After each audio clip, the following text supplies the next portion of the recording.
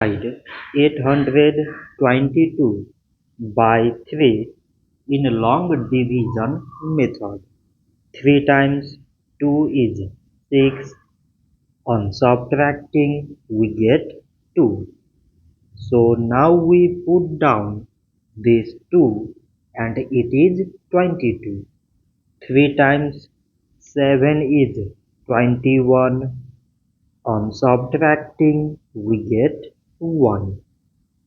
So again we put down these 2 and it is 12. So 3 times 4 is 12. On subtracting we get 0. So 822 divided by 3 is 274. So this much for today and thanks for watching.